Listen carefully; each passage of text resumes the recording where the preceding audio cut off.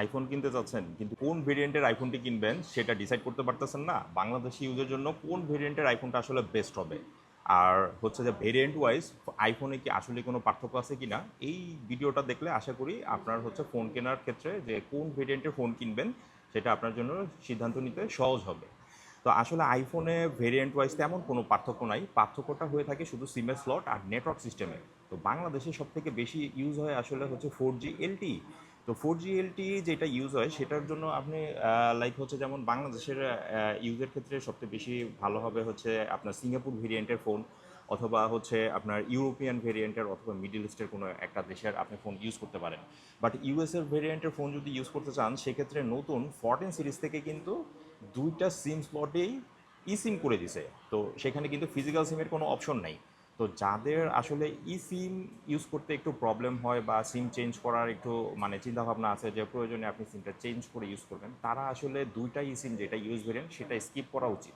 সেটা স্কিপ করে নতুন করে হচ্ছে যে আপনি যেটাতে গ্লোবাল ভেরিয়েন্ট যেটা বলছেন আপনারা, গ্লোবাল যেটা হচ্ছে একটা ফিজিক্যাল সিম এবং একটা ই সিম, সেই ফোনটা হচ্ছে যে আপনি কিনলে আপনার জন্য ইউজ করতে আসলে হয়তো ইজি হবে।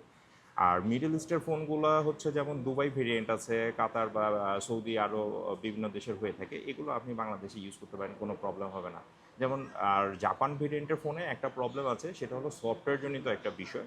আসলে ভেরিয়েন্ট ওয়াইজ তো ফোনের হার্ডওয়্যার অথবা সফটওয়্যারে কোনো চেঞ্জ হয়ে থাকে না, শুধু দেশের আইন বা ল অনুযায়ী কিছু কিছু জিনিস সেটা হচ্ছে যে অ্যাপেলকে মেনেই সেই দেশের জন্য সেই সফটওয়্যারটা ওইভাবে বিল্ড করা লাগে। তো জাপানে হচ্ছে যে যেহেতু আপনার কারো পারমিশন ছাড়া ছবি নেওয়া বা তোলা হচ্ছে নিষিদ্ধ, সেজন্য হচ্ছে যে শাটার সাউন্ড ক্লোজ করা যায় না। তো শাটার সাউন্ড ক্লোজ করা যায় না সেটা জাপানের জন্য, কিন্তু বাংলাদেশে আসলে ওই বিষয়টা হচ্ছে অনেকের জন্য হয়তো বা একটু অন্যরকম হইতে পারে বা বিরক্তিকর মনে হইতে পারে যে আসলে আমি ছবি তুলবো, এটা শাটার সাউন্ড বন্ধ হবে না, শাটার সাউন্ড হয়।